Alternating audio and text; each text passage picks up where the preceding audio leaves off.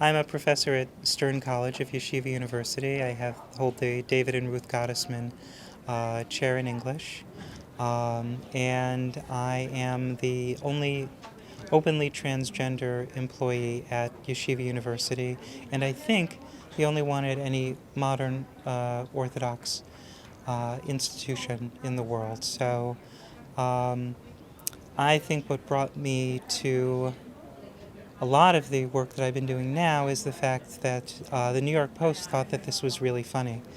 And, you know, Orthodox Jews are always good for a laugh. Transgendered people are always good for a laugh. When you put the two together, this is really fabulous. So when I returned to work as myself after years of teaching as a man, they put it on page 3.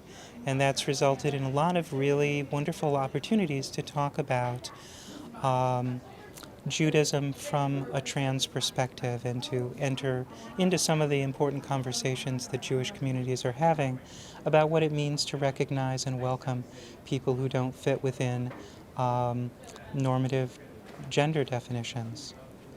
The teaching that I did here on the Psalms grew out of really many, many, many years of reading the Psalms enviously as a poet. I thought that I was always amazed by the imaginative leaping that Psalms could do, that changes in perspective, in pronouns, in time and space and imagery seem effortless in the Psalms.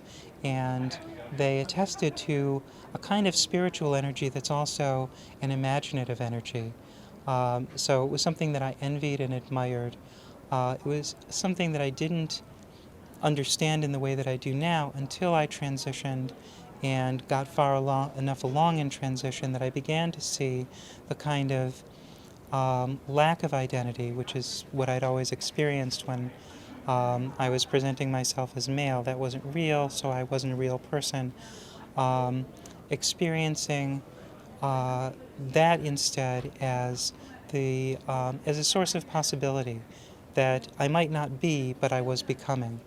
And then, as I started to read the Psalms again, I recognized in them this association of God's presence and a relationship with God with becoming, with transformation, with rocks turning into pools of water and mountains leaping, and people transforming also, people swinging from desperation to exaltation, and God also transforming from being distant to being close, from being a parent to being sometimes seeming like a bitter enemy.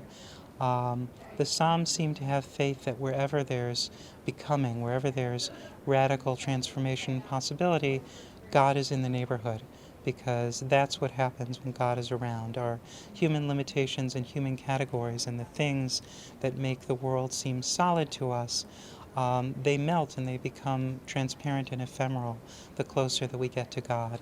And that creates these incredible possibilities of becoming. So that was kind of what brought me here.